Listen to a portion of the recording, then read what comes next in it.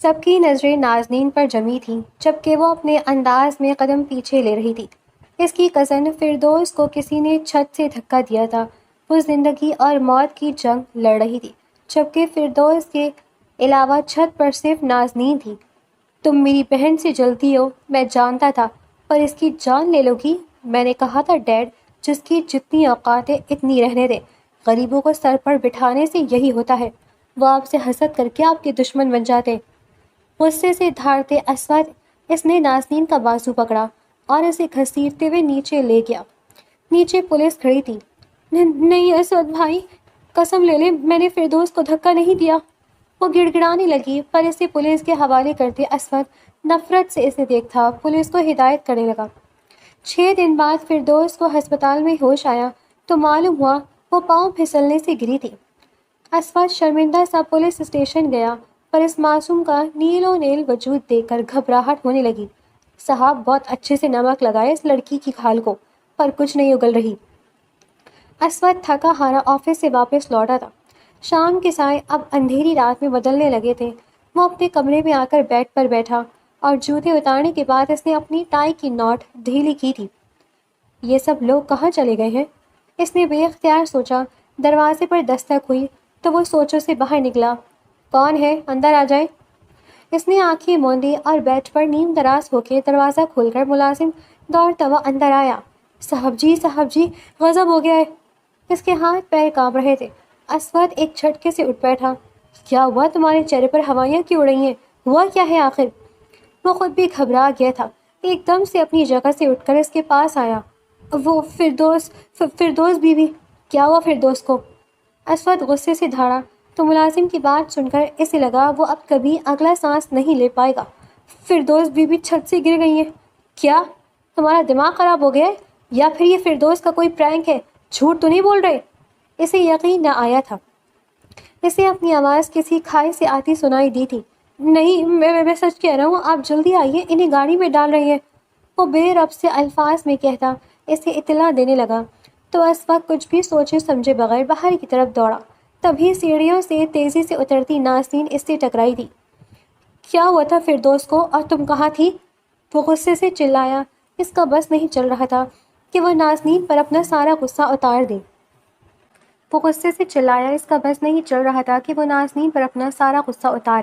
مجھے نہیں پتا، قسم لے لے مجھے کچھ نہیں پتا، میں وہیں چھت پر تھی کہ زوردار آواز پر پیچھے مڑ کر دیکھا تو فردوس باجی نیچے۔ اس سے پہلے کہ وہ اپنی بات مکمل کرتی، اسود نے خون خوار نگاہوں سے اسے گھورا تھا۔ اگر اس سب میں تمہارا ہاتھ ہوا نا تو میں تمہاری ٹانگیں توڑ دوں گا۔ وہ انگلی اٹھا کر وارننگ دینے والے انداز میں کہتا۔ سیڑھیاں اترتے فردوس کے پاس پہنچا جسے دوسری ملازمہ اور ڈرائیور نے مل کر گاڑی میں ڈالا تھا۔ اس کے سر سے خون بہہ رہا تھا اور وہ بے ہوش ہو گئی تھی۔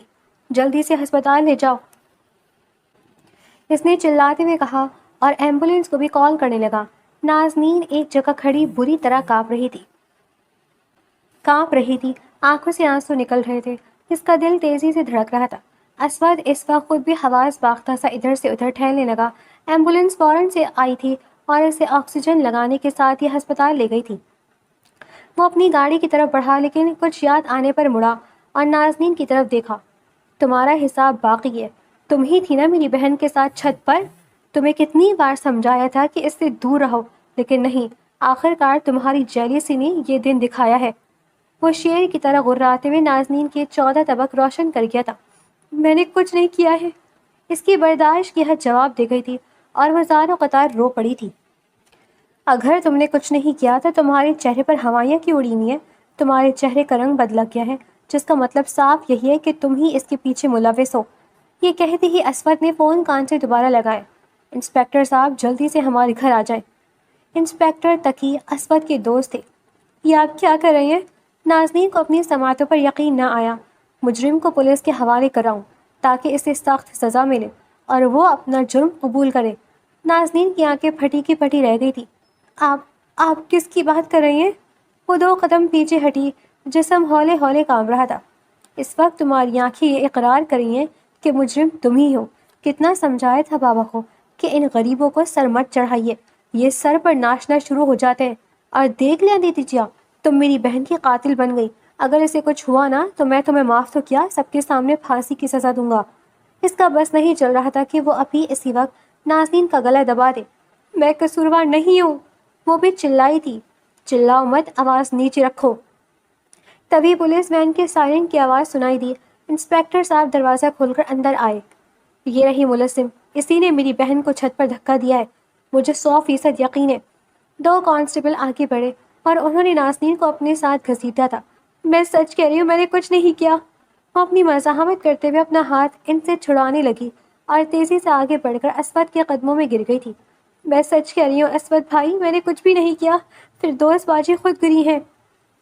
لیکن اسود کی آنکھوں میں گویا خون اتر آیا تھا. دفع ہو جاؤ یہاں سے. انسپیکٹر صاحب انہیں لے جائے اور ایسا سبق سکھائیں کہ اپنا جرم قبول کرنے پر تیار ہو جائے. مجھے فردوس کے پاس جانا ہوگا. وہ یہ کہہ کر واپس پلٹ گیا اور انسپیکٹر اسے گھسیٹ کر تھانے لے جانے لگے. مجھے چھوڑ دو, میں نے کچھ نہیں کیا ہے, میں سچ کہہ رہی ہوں. وہ رو رو کر تھک چکی تھی اور پولیس کی گاڑی میں بیٹھی اس کے گھر سے دور جاتے خود کو دیکھتی رہی. جس گھر نے اسے عزت تو دی تھی لیکن آج وہ رسوا ہو رہی تھی. میں سچ کہہ رہی ہوں, میں بے قصور ہوں, میں نے جرم نہیں کیا, وہ خود گری ہیں. ایک بار پھر سے اس نے صفائی دینے کی کوشش کی تو ساتھ بیٹھی دونوں لیڈی پولیس کانسٹیبل نے اسے اشارے سے چپ کروایا. ہمارا دماغ مت کھاؤ, چپ چاپ بیٹھی رہو ورنہ اچھا نہیں ہوگا. انہوں نے اسے اس قدر پرزوز انداز میں ڈرایا کہ وہ ایک دم سے خاموش ہو گئی اور اس کی نظریں زمین پر جم گئی. اسے آج سے 3 مہینے پہلے کا وہ دن یاد آیا جب اس نے اس گھر میں قدم رکھا تھا. لیکن اسے نہیں پتا تھا کہ اس گھر میں قدم رکھتے ہی اس کی زندگی 128 ڈگری میں قدم رکھتی اس کی زندگی کے زاویے سے گھوم جائے گی اور اسے معلوم بھی نہیں ہوگا. 3 مہینے پہلے بام ڈیڈ نظر نہیں آ رہے, کہاں ہیں؟ وہ ڈائننگ ٹیبل کے گرد وہ لوگ ناشتہ کر رہے تھے. صبح کے 10 بج رہے تھے. پتہ نہیں, انہوں نے مجھے بھی کچھ نہیں بتایا اور رات سے گھر نہیں آئے. شاید کوئی ضروری کام ہے. نفیسہ بیگم نے چائے کا کپ لبوں سے لگاتے ہوئے اطلاع دی تو اسود حیران رہ گیا تھا. آج سے پہلے تو ڈیڈ نے ایسا کبھی نہیں کہا. فردوس نے اپنے بالوں کو ایک قدر سے پیچھے کرتے ہوئے لقمہ دیا. السلام علیکم. تبھی ان دونوں کی نظریں دروازے پر گئی تھی لیکن وہ مسکرانے کے بجائے اپنے بابا کے ساتھ کھڑی ایک معصوم سی لڑکی جو سر پر سفید چادر جمائے, سیاہ شلوار و قمیض پہنے, کندھے پر بیگ لٹکائے معصومیت سے انہیں دیکھ رہی تھی. یہ کون ہے؟ نفیسہ بیگم ایک دم سے کھڑی ہوئی تو ظاہر صاحب اس معصوم سی لڑکی کا ہاتھ تھامے اندر کی طرف لے آئے. اسود نے ایک نظر اسے دیکھا. سلام کا جواب دینا فرض ہے. ظاہر صاحب نے مسکراتے ہوئے اس لڑکی کو صوفے پر بٹھایا اور خود وہاں چلے آئے. یہ کس لیے آئے ہیں ڈیڈ؟ فردوس کا سوال سب سے پہلے سامنے آیا. بتاتا ہوں. ارے کوئی ڈیڈ کو پانی کا پوچھے گا یا نہیں؟ نفیسہ بیگم نے شک بھری نگاہوں سے انہیں دیکھتے ہوئے پانی کا گلاس تھمایا. ارے بیگم, آج تو تمہاری آنکھیں بھی پھر گئی ہیں. میری طبیعت پوچھنے کے بجائے مجھے شک سے دیکھ رہی ہو. اسود نے مسکراتے ہوئے اپنے ڈیڈ کو دیکھا تھا. یہ لڑکی کون ہے؟ نفیسہ بیگم کا سوال ہنوز وہی تھا. یہ میری بھانجی ہے, صالحہ کی بیٹی ہے. صالحہ ظاہر صاحب کی منہ بولی بہن تھی جس کا انتقال ہو چکا تھا. اسی وجہ سے وہ اسے اپنے پاس لے آئے تھے. وہی صالحہ آنٹی جو اکثر گاؤں سے ہمارے لیے وہ دیسی گھی اور نہ جانے کیا لو کلواٹی چیزیں بھیجتی تھی.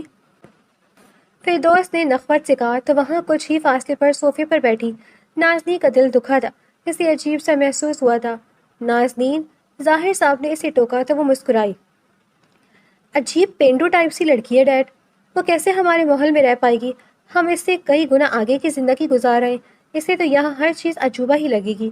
اس نے اپنے بالوں کو پونی میں قید کر کے بیگ کو کندھے پر لٹکایا اور یونیورسٹی جانے کے لیے کھڑی ہو گئی. ظاہر صاحب کو دکھ ہوا تھا. نفیسہ بیگم نے بھی اسے گھورا. فردوس, تم کہاں جا رہی ہو؟ انہوں نے اشارے سے نازنین کو اپنے پاس بلایا اور فردوس کو روکا تو وہ پیچھے مڑ کر حیرانی سے اپنے بابا کو دیکھنے لگی. بابا, آپ جانتے ہیں اس وقت میں یونیورسٹی جاتی ہوں. اگر تم تھوڑی دیر ٹہل جاؤ تو نازنین بھی تمہارے ساتھ. وہ اپنی جگہ اچھل پڑی. نازنین میرے ساتھ کیوں جائے گی؟ اس کے اپنے ہاتھ پاؤں نہیں ہے کیا؟ چل پھر نہیں سکتی وہ؟ نازنین کی آنکھوں میں آنسو چمکے. اس نے خالی خالی نگاہوں سے ظاہر صاحب کی طرف دیکھا. ماموں جان, میں خود چلی جاؤں گی. اس نے اٹک اٹک کر کہا. یس پلیز. پھر دوست نے ناگوائی سے اسے دیکھتے ظاہر صاحب کی بات پر کان دیے بغیر باہر کی طرف قدم بڑھا دیے تھے اور ڈرائیور کے ساتھ یونیورسٹی لوٹ گئی تھی. دیکھ رہی ہے تم اسے؟ انہوں نے دھیمی انداز میں نفیسہ بیگم سے کہا، چھوڑی نہ، ضدی ہے، وہ سنبھل جائے گی۔ حسب معمول نفیسہ بیگم نے اسی کا ساتھ دیا تھا۔ تبھی ظاہر صاحب کی نظر نازنین پر پڑی، جو سر جھکائے اپنی انگلیاں مڑوڑی شرمندہ سی دکھائی دے رہی تھی۔ نازنین بیٹا آؤ ہمارے ساتھ ناشتہ کرو۔ انہوں نے اسے کرسی پر بیٹھنے کا اشارہ کیا۔ یہ اسود ہے میرا بیٹا۔ نازنین نے اس کی طرف ہاتھ بڑھایا تو اسود نے اسے اچھنبے سے دیکھا، پھر سر کو خم دے کر اس کے سلام کا جواب دیتے ساتھ کرسی سے کھڑا ہو گیا۔ اسود جی آپ تو بہت بدل گئے ہیں۔ نازنین نے ماحول کا تناؤ کم کرنے کے لیے گفتگو میں حصہ لیا۔ اسود جی سیریسلی واٹ ربش، میرا نام اسود بتایا نا، تو نام کے ساتھ جی لگانے کا کیا مقصد؟ اسود بولا کرو یا سر سمجھ گئے۔ اس نے بظاہر تو نرم لہجے میں کہا تھا، لیکن اس کا لہجہ عجیب طنزیہ تھا۔ ظاہر صاحب نے گہری سانس لی۔ ڈیڈ میں آفس کے لیے نکل رہا ہوں، ضروری میٹنگ کے لیے، آئی تھنک آج نہیں آئیں گے، آرام کریں آپ، رائٹ؟ اس نے مسکراتے ہوئے کہا، آپ نے ایک بڑی ڈیوٹی جو دی ہے۔ اب اس کی نظریں نازنین پر ٹکی ہوئی تھیں، جو سر جھکائے چائے کے کپ میں چینی ڈال کر چمچ ہلانے میں مصروف تھی۔ ہاں میں تھکا ہوں، تم ہو نا، تو کس بات کا ڈر ہے مجھے، کوئی فکر نہیں ہے آفس کی۔ انہوں نے اسود کو کہہ کر نازنین کی طرف نگاہ جمائی، اور بیٹا تم بھی آرام کرو، پھر کل ہم یونیورسٹی کے لیے نکلیں گے، ٹھیک ہے؟ نازنین نے ایک دم سے کھڑی ہو گئی۔ مامو جان آپ برا نہ مانے تو میں ان کے ساتھ ہی چلی جاؤں؟ اسود نے حیرت سے اپنی آنکھیں پھیلائی۔ اوہ ہیلو میڈم، میرے پاس اتنا وقت نہیں ہے، نہ میرا وقت ضائع کرنے کے لیے ہے۔ بابا جو کہہ رہے ہیں وہی کرو، کیونکہ وہی تمہیں یہاں لائیں، تو تمہیں ان کی بات ماننی چاہیے، اپنی منمانی نہیں کرنی چاہیے۔ اس نے سپاٹ لہجے میں کہہ کر باہر پورچ میں کھڑی گاڑی کی طرف قدم بڑھائے۔ نازنین، یہ دونوں زبان کے کڑے ہیں لیکن دل کے صاف ہیں۔ انہوں نے اپنے بچوں کی طرف داری کی۔ نازنین مسکرا بھی نہ سکی۔ اب ایسا بھی کیا انسان زبان کا صاف ہو کہ زبان کے ساتھ کتے بھی باندھ لے؟ وہ بڑبڑائی تھی، نفیسہ تم اس کا کمرہ تیار کروا دو، یہ اپنی پڑھائی مکمل ہونے تک یہیں رہے گی۔ نفیسہ بیگم نے نخوت سے اسے دیکھا، کم از کم آپ مجھ سے مشورہ ہی کر لیتے۔ انہوں نے آنکھوں ہی آنکھوں میں انہیں اشارہ کیا۔ یہ کوئی اتنی بڑی بات نہیں تھی کہ تم سے مشورہ کرتا۔ وہ مسکرائے۔ نازنین ایک دم سے کھڑی ہو گئی۔ آپ مجھے کمرہ بتا دیں، میں خود چلی جاؤں گی، شکریہ۔ اسے بہت برا محسوس ہوا تھا۔ کمرے میں آتے ہی اس نے ایک طرف اپنا سامان رکھا اور بیچ پر نیم دراز ہو کر آنکھوں میں آنسو لیے سوچنے لگی، کیا یتیموں کی بھی کوئی زندگی ہوتی ہے، یا پھر انہیں ساری زندگی دوسروں کی باتیں سننی پڑتی ہیں؟ وہ انہیں سوچوں میں مگن تھی کہ ظاہر صاحب کمرے کا دروازہ کھٹکھٹا کر اندر آئے۔ وہ سیدھی ہو بیٹھی۔ گھر والے تمہیں قبول کر لیں گے، بس تھوڑا وقت درکار ہوگا، اصل میں انہیں عادت نہیں ہے نا۔ وہ خود بھی شرمندہ دکھائی دے رہے تھے۔ ایسی کوئی بات نہیں، مجھے برا نہیں لگا، اس نے دل پر پھتہ رکھ کر کہہ دیا۔ اسے اپنا ہی گھر سمجھو، اور ہاں، کسی کی بات کی پرواہ نہ کرنا۔ انہوں نے شفقت سے اس کے سر پر ہاتھ رکھا تھا۔ وہ جانے لگے تو اس نے انہیں روک لیا تھا۔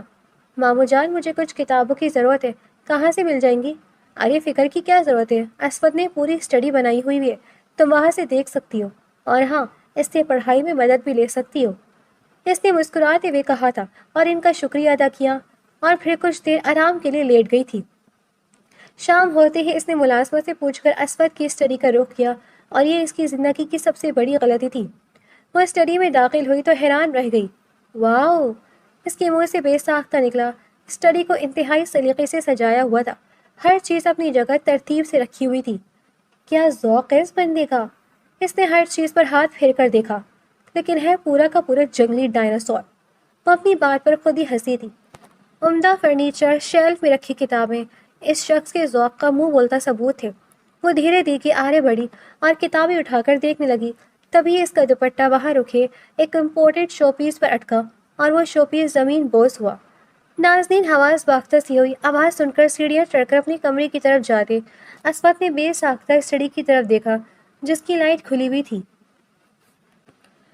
کس کی اتنی ہمت اور جرأت ہوئی میری اسٹڈی میں جانے کی؟ وہ غصے میں بھرا اندر داخل ہوا۔ نازنین نیچے جھک کر اس امپورٹڈ شو پیس کے ٹوٹے کانچ کے ٹکڑے اکٹھے کر کے بہت ڈر رہی تھی۔ یا اللہ کیا ہوگا! وہ جلاد تو ویسے ہی مجھے خونخوار نگاہوں سے دیکھ رہا تھا، اور اب تو لگتا ہے کچا ہی چبا جائے گا۔ اس نے فوراً سے وہ کانچ کے ٹکڑے جھولی میں بھر کر ڈسٹ بن میں ڈالنے کے لیے ہاتھ آگے بڑھا ہی تھے کہ کسی نے اس کی کلائی جکڑ لی تھی۔ کیا کر رہی ہو تم یہاں، اور یہ اتنا بڑا نقصان کر دیا میرا؟ اسود کی بات سن کر وہ بری طرح کانپی کہ کانچ کے ٹکڑے ایک بار پھر سے اس کے ہاتھوں سے گر کر بکھر گئے اور ہاتھوں میں بھی چپ گئے۔ کس کی اجازت سے تم یہاں پر آئی ہو؟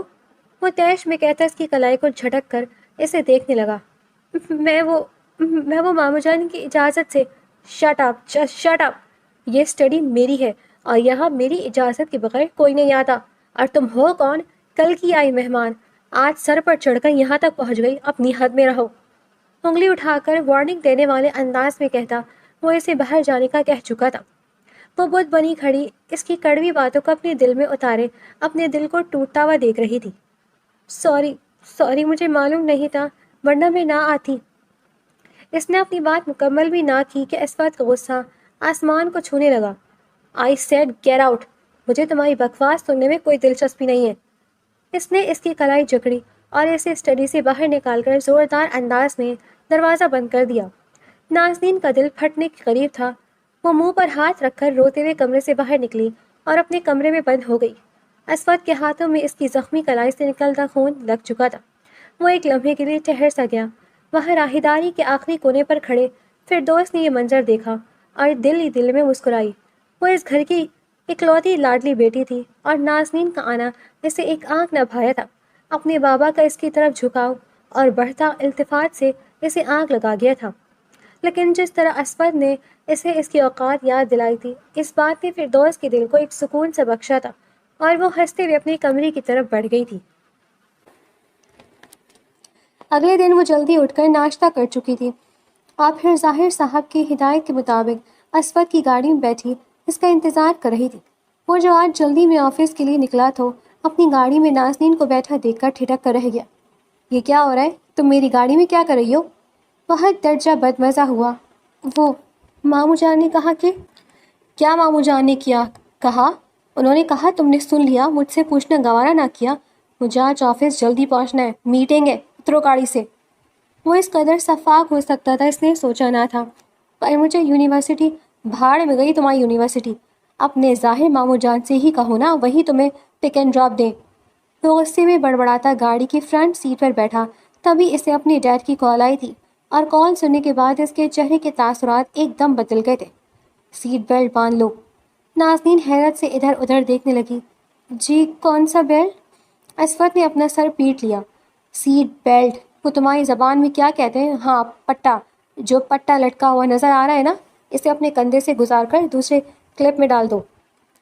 اسے آسان الفاظ میں سمجھاتا خود بھی ہنسنے لگا تھا۔ نازنین کو اپنی بے عزتی کا احساس ہوا۔ اس نے سر جھکا دیا۔ وہ اصل میں کبھی گاڑی میں بیٹھے نہیں ہیں نا، اس لیے پتہ نہیں تھا۔ اس نے وضاحت دینا شروع اور ضروری سمجھی۔ پر اب تو بیٹھ گئی ہو نا، سمجھ جاؤ، ڈور لاک کر دی ہے میں نے۔ اسے سمجھاتا دھیرے دھیرے گاڑی آنکھیں بڑھانے لگا۔ کیا پڑھ رہی ہو ویسے؟ اب وہ خود سے اس سے بات کرا تھا۔ مجھے آرٹس میں بہت دلچسپی ہے، فیشن ڈیزائنر بننا چاہتی ہوں۔ یہ سنتے ہی وہ ہنس پڑا تھا۔ بیوی، پہلے اپنے ڈیزائنز تو دیکھ کر، ریڈ کر کی شلوار قمیص پر کالی چادر پہن کر یونیورسٹی پہنچ رہی ہو۔ وہ ہنسا تھا۔ یونیورسٹی جانے کے لیے بھی ایک کلاس چاہیے اور اچھے سے کپڑے پہننے پڑتے ہیں۔ تم اپنے ساتھ جو گاؤں سے اٹھا کر لائی ہو وہی پہن کے جا رہی ہو، یہی تمہارا کانفیڈنس لوز ہو جائے گا۔ نازنین نے اس کی بات سنی تو بے اختیار گہری سانس بھری۔ مجھے اپنا کانفیڈنس کپڑوں سے نہیں بڑھانا، نہ لوز کرنا ہے۔ کانفیڈنس انسان کی پرسنالٹی میں موجود ہوتا ہے اور مجھے اپنے کپڑوں سے کوئی شکایت نہیں ہے۔ وہ پہلی بار اسے لاجواب کر گئی تھی۔ اوکے۔ وہ ایک دم سے چپ ہو گیا۔ گاڑی یونیورسٹی کے گیٹ کے آگے رکی تو نازنین دروازہ کھولنے لگی، لیکن وہ کھل نہیں رہا تھا۔ یہ دروازہ نہیں کھل رہا۔ وہ جو موبائل میں مصروف تھا، اس نے ایک بٹن دبایا، دروازہ کھلا۔ نازنین جو اپنی پوری طاقت لگا رہی تھی ایک دم سے باہر کی طرف گر پڑی۔ وہاں کیچڑ جمع تھا اور اس کے سارے کپڑے گندے ہو گئے۔ نظر نہیں آتا تمہیں آنکھیں ہیں یا بٹن؟ اتنی بڑی بڑی آنکھیں اللہ نے تمہیں دی رکھی ہیں، لیکن شاید تم اسے سجانے کے لیے استعمال کرتی ہو۔ وہ غصے میں بڑبڑاتے باہر نکلا اور اس کا حلیہ دیکھ کر اپنا سر پیٹ لیا تھا۔ اب اس ہولی میں تمہارے ساتھ اندر جا کر ایڈمیشن نہیں کرواؤں گا، مجھے اپنی بے عزتی نہیں کرنی۔ نازنین کا دل چاہا کہ زمین پھٹے اور وہ اس میں سما جائے۔ آپ کے پاس پانی ہے؟ وہ اس کا سوال نظر انداز کر کے پوچھنے لگی۔ اس کے گھٹنوں کے پاس اور پورے ٹراؤزر پر کیچڑ لگ چکی تھی۔ نہیں، میں نے دیکھا تھا گاڑی کی ڈگی میں۔ اس نے یہ سنتے ہی گاڑی کی ڈگی کھولی تو وہاں 2-3 پانی کی بوٹلز رکھی تھی۔ ناظرین نے اس کی طرف دیکھے بغیر پانی کی بوتل سے اپنا ٹراؤزر صاف کیا تھا اور آگے بڑھ گئی تھی۔ اسود اس کے پیچھے لپکا اور ساتھ ساتھ چلنے لگا، لیکن وہ رخ پھیرے ایک طرف تیزی سے چلتے کاؤنٹر کے پاس جا کر کھڑی ہو گئی۔ باقی کا سارا مرحلہ اس نے اعتماد کے ساتھ طے کیا تو اسود اسے دیکھتا ہی رہ گیا تھا۔ جب سب کچھ خود ہی کرنا تھا تو مجھے کیوں ساتھ لائی؟ اس نے نرم لہجے میں کہا اور دھیمے سے مسکرایا۔ پہلے مجھے لگا تھا کہ میں نہیں کر پاؤں گی، پر کچھ رویے انسان کو سکھا دیتے کہ انسان سب کچھ اکیلا بھی کر سکتا ہے۔ آپ جا سکتے ہیں۔ آپ کا بہت شکریہ، آپ نے میرا اتنا ساتھ دیا۔ وہ کہہ کر آگے بڑھ گئی اور اپنے ڈپارٹمنٹ کی طرف قدم بڑھا دیے۔ اسود اسے دیکھتا رہ گیا۔ واو، انٹرسٹنگ لڑکی، تم نے واقعی میں خود کو اس ماحول میں ڈھالنا شروع کر دیا ہے۔ وہ اس کے لہجے کی داد دیتے ہوئے واپسی گاڑی میں جا بیٹھا اور آفس کے لیے روانہ ہو گیا۔ اگلے دن فردوس کا برتھ ڈے تھا۔ وہ ناک سکسی تیار اپنے گیسٹ کا انتظار کر رہی تھی۔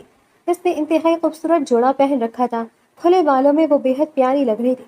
نازنین باہر نکلی تو فردوس اسے دیکھ کر ٹھڑک گئی۔ آج نازنین نے بھی اپنا بہترین جوڑا پہنا تھا، کھلے بالوں کو کیچڑ میں قید کیے، دوپٹہ کندھے پر لٹکائے فردوس کو برتھ ڈے وش کیا تو اس نے نفرت سے رخ دوسری طرف موڑ لیا تھا۔ بہتر ہے کہ آج تم اندر ہی رہو۔ نفیسہ بیگم نے فردوس کو غصیلی نگاہوں سے دیکھا۔ وہ ایکچولی ہمارے مہمانوں کی کلاس تم سے میل نہیں کھاتی، بس اس لیے کہا تمہاری بے عزتی نہ ہو جائے۔ تمہارا خیال ہے نا ہمیں؟ وہ مسکرائی ہوئی اور آگے بڑھی اور دروازے سے داخل ہوتے اپنی منگیتر نمیر سے باتیں کرنے لگی۔ اسود نے اپنی بہن فردوس کی یہ بات سنی تھی اور موبائل سے نگاہیں ہٹا کر نازنین کا چہرہ دیکھا تھا۔ اس کے چہرے کا رنگ اڑ گیا تھا اور ایک عجیب سی اداسی پھیل گئی تھی۔ ویسے مامو جان، آج میری بھی برتھ ڈے ہے۔ اس نے ماحول کی کشیدگی کو کم کرنے کے لیے کہا تو وہ مسکرایا تھا۔ تو کیا خیال ہے تم پھر فردوس کے ساتھ ہی کیک کٹنگ سیریمنی میں حصہ لے لینا؟ انہوں نے اس کا ہاتھ تھاما اور اسے وہاں لے گئے جہاں فردوس نمیر سے باتیں کر رہی تھی۔ نازنین کو وہاں موجود پائے تو اس کے پیروں تلے سے زمین نکل گئی تھی۔ یہ میرا ایونٹ ہے اور ایسے میں ہی میں انجوائے کروں گی۔ نازنین نے افسوس سے اسے دیکھا۔ مامو جان کے کہنے پر صرف یہاں تک آئی ہوں اور میرا اپنی برتھ ڈے منانے کا کوئی ارادہ نہیں ہے۔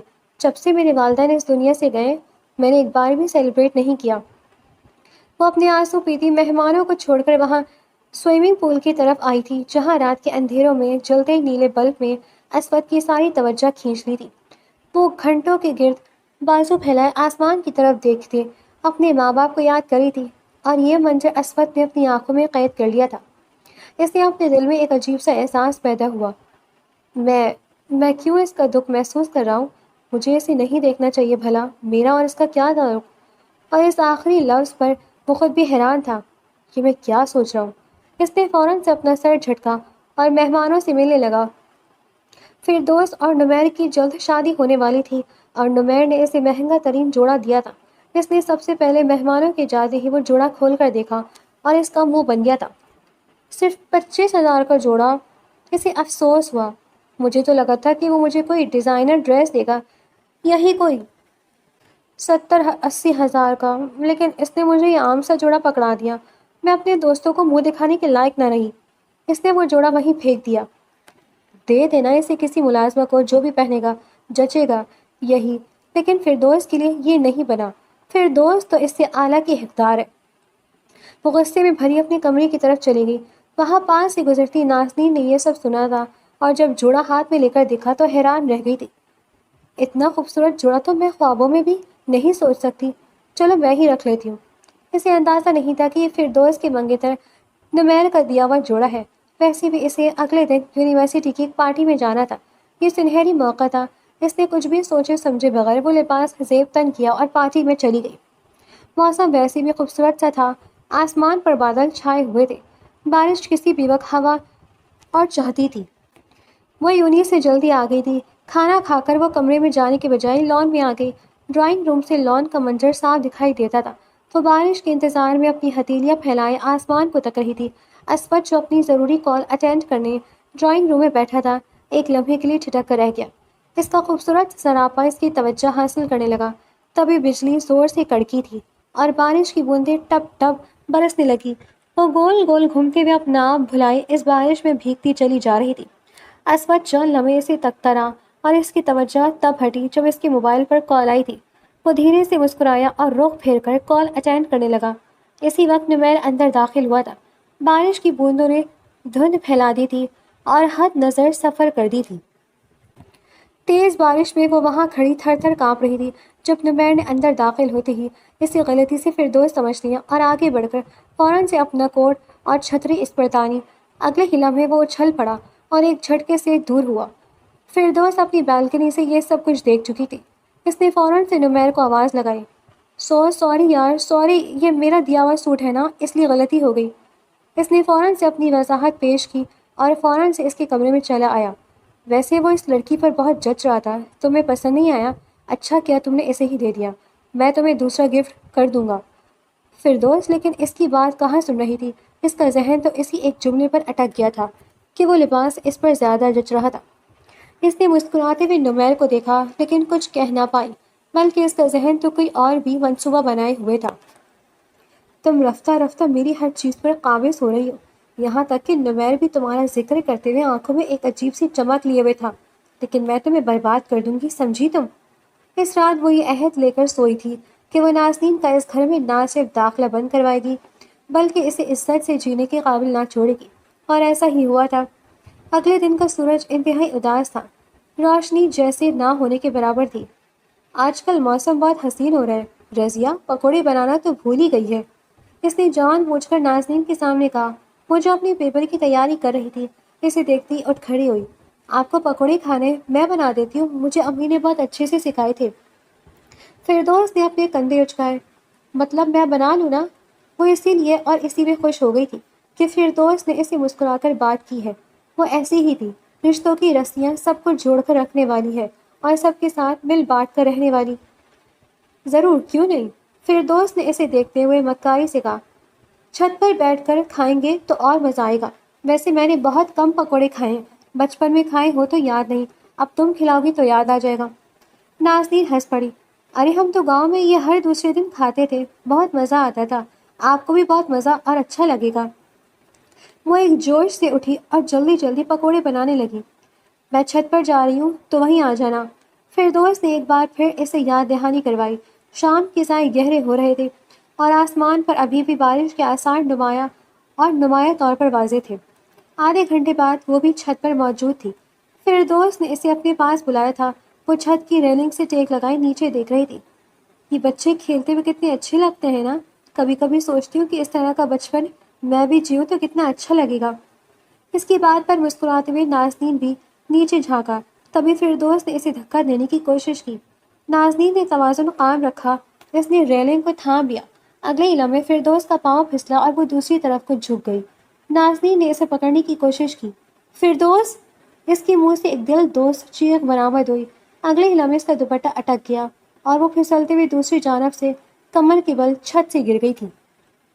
نازنین نے اپنے منہ پر ہاتھ رکھ کر اپنی چیخ کو روکا تھا۔ نیچے کھڑے ملازم نے یہ سب دیکھا تھا اور وہ ڈرتے ہوئے اسود کے کمرے کی طرف بھاگا جو ابھی ہی آفس سے واپس لوٹا تھا۔ نفیسہ بیگم اور ظاہر صاحب کسی شادی کی تقریب میں گئے ہوئے تھے۔ نازنین وہیں زمین پر بیٹھ گئی اور تھر تھر کانپنے لگی۔ اس نے دیکھا تھا کہ فردوس کے سر سے خون بہہ رہا ہے۔ اس نے اپنی آنکھوں پر ہاتھ رکھ لیا تھا اور اس کا پورا وجود کپکپا رہا تھا۔ دل ایک دم سے جیسے رک سا گیا تھا، سانس لینا ہی بھول گیا، آنکھوں میں بے پناہ آنسو تھے۔ یہ کیسے ہو گیا؟ سب مجھے غلط سمجھیں گے، میں جاتی ہوں۔ وہ اپنے آپ سے خود کلامی کرتے ہوئے بے رب سے الفاظ کہہ کر تیزی سے سیڑھیوں سے اتری تو اس کا اسود سے سامنا ہوا تھا اور اس کا شک درست نکلا تھا۔ اسود نے اس پر الزام لگایا تھا۔ میں نے کچھ نہیں کیا، میرا یقین کرے۔ وہ اسے یقین دلا رہی تھی۔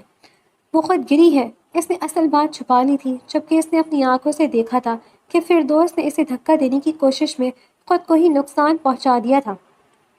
اسود فردوس کی حالت دیکھ کر پاگل ہو رہا تھا۔ یہ سب کچھ تمہارا کیا درا ہے، کتنا منع کیا تھا بابا کو کہ اس سے سر پر نہ چڑھائیں۔ بابا غریب ہے، ضرور ایک دن اپنا رنگ دکھائے گی، اور آج وہ وقت آ گیا ہے، اب بابا تمہیں خود سزا دیں گے۔ اس سے پہلے کہ میں تمہیں بتاؤں کہ حسد کا کیا انجام ہوتا ہے۔ اسود نے اسی وقت اسے پولیس کے حوالے کیا تھا اور پھر جیسے پلٹ کر اس کے متعلق پوچھنا ہی بھول گیا تھا۔ وہ پورے 5 دن تک پولیس کی حراست میں رہی تھی۔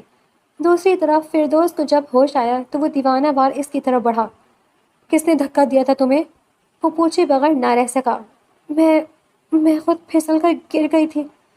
فردوس نے یہ کہہ کر دوبارہ آنکھیں بند کر لی تھیں۔ انہیں ٹریٹمنٹ کی ضرورت ہے، آپ ان کے ذہن پر بوجھ نہ ڈالیں۔ ڈاکٹر کے کہنے پر وہ پیچھے کی طرف ہٹا۔ اسے لگا کہ تمام آسمان اور زمین اپنے پورے بوجھ کے ساتھ اس کے کندھے پر آ ٹھہرے ہوں۔ 5 دن بعد اسے اس کا خیال آیا تھا۔ فردوس کی بات پر وہ جیسے گہرے سانس سے جاگا تھا۔ یہ میں نے کیا کر دیا؟ اس نے اپنا چہرہ اپنے ہاتھوں میں گرایا۔ قدم لڑکھڑا رہے تھے، ایک ایک قدم من وزنی ہو رہا تھا۔ وہ تیزی سے دوڑتا ہوا گاڑی میں بیٹھا، جیسے تیسے ڈرائیونگ کر کے پولیس اسٹیشن پہنچا۔ حواس باختہ سا اندر بھاگا۔ ناظرین کہاں ہے؟ اس نے وہاں بیٹھے تھانے دار سے پوچھا۔ وہ تو وہاں ٹارچر سیل میں ہے۔ اس کا دل جیسے دھڑکنا بھول گیا۔ Torture cell? اسے اپنی آواز کسی کھائی سے آتی محسوس ہوئی تھی۔ وہ جیل کے سب سے آخری کونے پر واقع ہے۔ یہ سنتے ہی بھاگ کر وہ وہیں اس کے دروازے کے پاس گر گیا۔ وہ جو اتنی معصوم تھی، اگر اسے کچھ ہو جاتا تو اس نے دروازہ پیٹ ڈالا تھا۔ اندر موجود ڈیوٹی پر آفیسر باہر نکلا، اس کے ساتھ لیڈی کانسٹیبل بھی تھی۔ ناظرین، وہ چلایا تھا، فکر نہ کرے صاحب، ہم نے ایسی چمڑی ادھیڑی ہے کہ اب وہ اعتراف کرے بغیر نہیں رہے گی۔ اگلے ہی لمحے وہ اس کانسٹیبل پر ٹوٹ پڑا۔ تمہاری ہمت کیسی ہوئی اسے ہاتھ لگانے کی؟ میں نے تمہیں اسے جیل میں ڈالنے کا بولا تھا، اسے تکلیف دینے کا نہیں۔ آواز سن کر ناظرین چونک گئی۔ اسود دیوانہ وار اندر داخل ہوا اور اگلے ہی لمحے اپنی جگہ ٹھہر گیا۔ اس کی آنکھوں سے آنسو بہہ نکلے۔ ناظرین کے پورے جسم پر نیل کے نشانات تھے، ہونٹ پھٹا ہوا تھا، آنکھوں کے کنارے چوٹ کے نشان واضح تھے، گال پھٹ چکا تھا، سر پر پٹی بندھی ہوئی تھی اور ہاتھوں میں جلائے جانے کے نشان دکھائی دے رہے تھے۔ وہ تیزی سے اس کی طرف بڑھا۔ اس نے اس کا چہرہ اپنے ہاتھوں کے پیالے میں لیا اور اس کے زخم پر ہاتھ پھیرنے لگا۔ ناظرین اس کی حالت دیکھ کر اندازہ نہ لگا سکی کہ اسے ہوا کیا ہے۔ میں نے آپ سے کہا تھا نا میں بے قصور ہوں۔ وہ رو پڑی تھی، آنکھوں سے آنسو نکل رہے تھے۔ میں تمہیں چھوڑوں گا نہیں۔ وہ پیچھے پلٹ کر اس کانسٹیبل کو لاتوں اور گھوسوں سے مارنے لگا۔ تبھی انسپیکٹر تقی صاحب وہاں دوڑ کر آئے۔ ریلیکس ہو جاؤ، یہاں تو اسی طرح جرم اگلوایا جاتا ہے۔ انہوں نے حقیقت بتائی تھی، یہ بے قصور ہے۔ ناظرین اس کی بات سن کر مسکرائی۔ اس کے ہاتھ کھولے گئے۔ وہ لڑکھڑا کر گرنے کے قریب ہوئی کہ اسود نے اسے تھامنے کی کوشش کی۔ میں اپنا بوجھ اٹھا سکتی ہوں۔ اس کے لہجے میں درد ہی درد تھا۔ وہ دونوں دھیرے چلتے ہوئے باہر آ گئے۔ میرے ساتھ چلو۔ اس نے اسے گاڑی میں بیٹھ کر اشارہ کیا۔ شکریہ، بہت مہربانی آپ لوگوں کی۔ میری زندگی کو بدلنے میں جس قدر کوششیں آپ کی ہیں، میں بھول ہی نہیں سکتی۔ اس نے زخمی لہجے میں کہتے اپنا رخ پھیر لیا تھا۔ جاتے جاتے آپ کو ایک اور حقیقت بتانا چاہتے ہیں کہ فردوس کو دھکا میں نے نہیں دیا تھا، بلکہ فردوس خود اپنے جال میں پھنسی تھی۔ اس نے مجھے دھکا دینے کی کوشش کی۔ قاتل میں نہیں، قاتل آپ کی بہن۔ اب اسے بھی اندر کروائیے گا، اقدام قتل کے جرم میں، اگر آپ اتنے انصاف پسند ہیں تو۔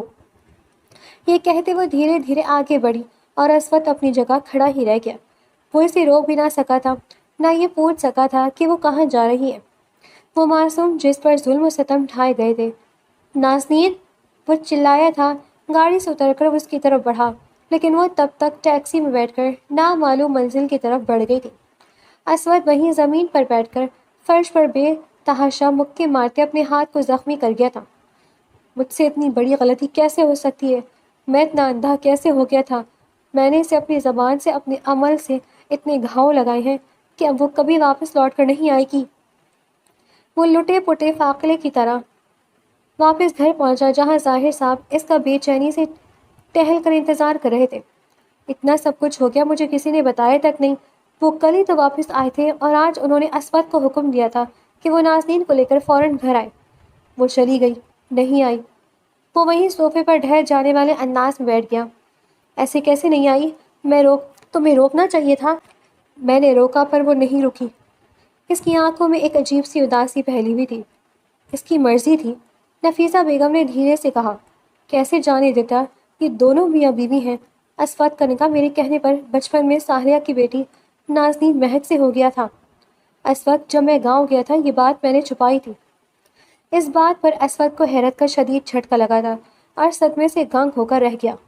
ناظرین نہیں بلکہ مہک تھی۔ اس کا پورا نام ناظرین مہک تھا۔ مہک تمہاری بیوی، جس سے تمہیں رشتے میں کوئی دلچسپی نہیں تھی۔ میں اسے اس لیے یہاں لایا تھا کہ اگر دلچسپی پیدا ہوتی ہے تو رشتہ آگے بڑھایا جائے، ورنہ ختم کر دیا جائے۔ تم نے تو اسے ہی ختم کر دیا اسود۔ ظاہر صاحب نے بے اختیار اپنے دل پر ہاتھ رکھا. انہیں شدید تکلیف ہوئی تھی. وہ وہ مہک تھی. اسود کو اپنی سماعتوں پر یقین نہ آیا تھا. اب وہ کہاں چلی گئی ہوگی میری بچی؟ ظاہر صاحب رونے لگے تھے. نفیسہ بیگم بھی اپنی جگہ تھم گئی تھی. ایک طرف فردوس کا دکھ تھا تو دوسری طرف نازنین کا. یہ سب کیا دھرا فردوس کا ہے. اس نے نازنین کی جان لینے کی کوشش کی تھی. اسود نے آہستہ آہستہ ایک دوسرا بم سب کے سروں پر پھوڑا تھا. جاؤ جا کر اسے ڈھونڈ کر لاؤ.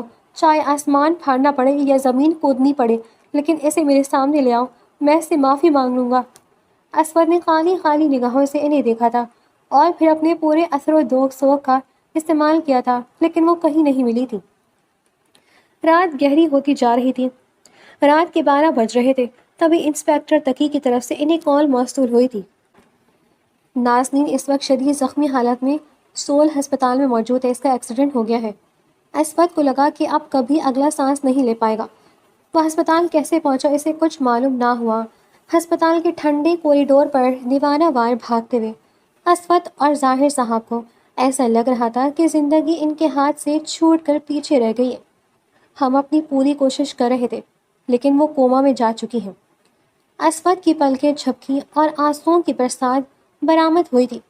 وہ وہیں اس کے پاس اس کے بستر کے قریب کرسی رکھ کر اس کا ہاتھ تھامے اپنے چہرہ اس کے چہرے پر اور ہاتھ پر ٹکائے رو رہا تھا. تم سے میرے دل کا اتنا مضبوط رشتہ تھا اور میں نے تمہیں کہاں سے کہاں پہنچا دیا معصوم لڑکی. اس کے گرم گرم آنسو نازنین کے نازک ہاتھوں کو بھگو رہے تھے. پلیز واپس آ جاؤ. مجھے ایک موقع دے دو. میں مر جاؤں گا. میں مر جاؤں گا. یہ خیال ہی جان لیوا ہے کہ میں ایک لڑکی کی اس حالت کی وجہ بنا. میرے کندھوں پر ایک بہت بڑا بوجھ ہے اور وہ بوجھ تم ہی دور کر سکتی ہو. مجھے معاف کر دو لیکن اس طرح روٹ کر نہ جاؤ. وہ اپنے حواسوں میں نہیں رہا تھا. اب گویا ہسپتال ہی اس کا مسکن بن گیا. وہ صبح آفس کے لیے نکلتا تو دیواروں کو تکتا رہتا. کام بھی بری طرح متاثر ہوا تھا. ظاہر صاحب نے اس کی حالت دیکھ کر اسے چھٹی دے دی تھی. تم آفس کے معاملات کو مجھ پر چھوڑ دو. میں سب دیکھ لوں گا. تمہیں اس وقت نازنین مہک کے پاس ہونا چاہیے. انہوں نے اس کے کندھے پر ہاتھ رکھ کر تسلی دی تھی. اب وہ دن رات ہسپتال میں گزارنے لگا. کبھی وہ اس سے گھنٹوں تکتا رہتا تو کبھی نم آنکھوں سے دعا کرتا اس کے ہوش آ جائے. پورے 3 مہینے گزر گئے تھے اور زندگی جیسے ایک ڈگر پر آ کر رک گئی تھی. ایک جمود طاری ہو گیا تھا. کاش میں آنکھیں کھلی رکھتا تو یہ نہ ہوتا. کاش. اس کے لیے پچھتاوا بن گیا تھا. 3 مہینے بعد وہ آج نا امید ہو کر واپس لوٹا اور ظاہر صاحب کی ضرورت پر پھوٹ پھوٹ کر بچوں کی طرح رو پڑا. ڈاکٹر نے کہا ہے کہ اب ہمیں ان وینٹیلیٹر سے ہٹانا ہوگا. زندگی کی کوئی امید نظر نہیں آ رہی. اس کے آنسو ٹوٹ ٹوٹ کر گر رہے تھے. ایسا کیسے ہو سکتا ہے؟ ظاہر صاحب بھی چلائے تھے. لیکن یہی سچ تھا. اسے لگا تھا کہ اب وہ کبھی زندگی کو نہیں جیت پائے گا، بس گھسیٹ کر گزارے گا. وہ صبح مرے مرے قدموں سے اسپتال پہنچا. شاندار خبر سے منتظر آپ کے پیشنٹ کو ذرا دیر کے لیے ہوش آیا تھا. اس نے نازنین کے ہاتھ تھامے تھے اور آنکھوں سے لگائے. نازنین اپنی آنکھیں کھولو ورنہ تمہارے ساتھ ساتھ میری سانسوں کا چراغ بھی گل ہو جائے گا. یہی وہ لمحہ تھا جب نازنین کے ہاتھ ہلے اور اس نے ہاتھ بڑھا کر اس کے آنسو پوچھے. وہ ششدر رہ گیا. تو تم مجھے سن سکتی ہو نا؟ تم مجھے دیکھ رہی ہو نا؟ وہ دیوانہ وارے سے چومنے لگا. کبھی اس کے ماتھے پر بوسہ دیتا تو کبھی اس کے گالوں کو چھوتا اور کبھی آنسو بہانے لگتا. ریکور ہونے میں وقت لگے گا. ڈاکٹر کی بات پر وہ چپ ہو گیا. چند روز ہسپتال میں رہ کر وہ گھر آ گئی تھی. میں نازنین کی ذمہ داری لیتا ہوں. اس نے اپنی پوری زندگی اس کی خدمت کے لیے خود کو تیار کر دیا تھا. وہ اسے روزانہ منہ ہاتھ دھلوا کر ناشتہ کرواتا، اس کے بال سنوارتا، اس کے کپڑے بدلتا. بالکل کسی چھوٹے بچے کی طرح وہ نازنین کا خیال رکھ رہا تھا. اور اس طرح آہستہ آہستہ نازنین بات کرنے کے قابل ہوئی تھی. اس نے پہلی بار اسود کو اس کے نام سے پکارا تھا. وہ لمحہ اس کے لیے زندگی کا سب سے خوبصورت لمحہ تھا. وہ اسے لے کر ایک خوبصورت جگہ آیا تھا جہاں سبزہ زار آنکھوں کو ٹھنڈا دے رہا ہو. اسود کے چہرے پر خوشی تھی. تمہیں اس طرح دیکھتا ہوں تو مجھے بہت خوشی ملتی ہے. ایسا لگتا ہے کہ مجھے نئی زندگی مل گئی ہے. لیکن اب فیصلے کا اختیار تمہارا ہے. اس بات کو 6 مہینے گزر چکے ہیں. یہ سب میری مجرمانہ غفلت کا کفارہ ہے، اور اب میں تمہیں پورا اختیار دیتا ہوں کہ اگر تم میرے ساتھ رہنا چاہو تو زندگی گزار سکتی ہو، اور اگر نہ رہنا چاہو تو بھی تمہاری مرضی ہے۔ نازنین مہک اس کی یہ بات سن کر تڑپ اٹھی تھی۔ اس نے فوراً سے اس کے منہ پر ہاتھ رکھا تھا۔ کیسی باتیں کر رہے ہیں آپ؟ تو یہاں زندگی اجاڑ کر آنکھیں پھیر لیتے ہیں، انہیں کوئی فرق نہیں پڑتا، لیکن آپ نے ثابت کیا کہ آپ واقعی میں جینٹل مین ہیں۔ آپ نے مجھے اکیلا نہ چھوڑا، اپنے گناہوں کو اون کیا اور مجھے بہتری کی طرف لے آئے، اور اب مجھے لگتا ہے کہ میں آپ کے وجود کا ایک ہی حصہ ہوں اور آپ سے الگ ہو کر ٹوٹ جاؤں گی، فنا ہو جاؤں گی۔ نازنین مہک کے منہ سے یہ اعتراف سن کر وہ بچوں کی طرح پھوٹ پھوٹ کر رو پڑا تھا۔ اس نے اس کے آنسو صاف کیے تھے اور پہلی بار اس نے محبت سے اپنے اسود کے ماتھے پر بوسہ دے کر اپنی محبت کی مہر ثبت کی تھی۔ پھر اس کے کندھے سے سر ٹکا کر وہ دونوں گھنٹوں باتیں کرتے رہے تھے۔ وہ دن اسود کے لیے گویا عید کا دن تھا۔ واپسی پر نازنین نے اس سے سوال کیا تھا، فردوس باجی کا آپ نے آج تک مجھے نہیں بتایا۔ اسود مسکرایا۔ اسے اپنی کیے کی سزا ملی ہے، وہ اپنے کمرے میں بند رہتی ہے، معذور ہو چکی ہے، چلنا پھرنا اس کی سکت میں نہیں، شاید حاسدوں کا یہی انجام ہوتا ہے۔ میں پھر بھی اس کے لیے دعا گو ہوں۔ نازنین نے اس کا ہاتھ تھاما تھا۔ نمیر نے اسے چھوڑا۔ وہ واقعی میں ایک وفادار مرد ہے، وہ اس کا علاج کروا رہا ہے، اور آج شام اس کی فلائٹ ہے، وہ دونوں امریکہ کے لیے روانہ ہو جائیں گے، وہاں اس کا علاج ہوگا۔ نازنین مسکرائی تھی۔ جس طرح خدا نے میری آزمائش ختم کی ہے، میں دعا کرتی ہوں کہ اس کی آزمائش بھی ختم ہو جائے، کہ سبق تو دونوں کو حاصل ہو ہی گیا ہے۔ یہ کہتے ہی اس نے اسود کا بازو تھاما تھا اور اس کے ساتھ قدم سے قدم ملا کر چلتے ہوئے آنے والے وقت کے خوبصورت ہونے کی گواہی دے رہے تھے۔ بارش برس رہی تھی اور وہ دونوں ہلکی بارش سے بے نیاز اپنی ہی دنیا میں مگن ایک دوسرے سے راز و نیاز کرتے ہوئے اپنی منزل کی طرف روانہ ہو گئے تھے، جہاں محبت ان کا مقدر ٹھہری تھی۔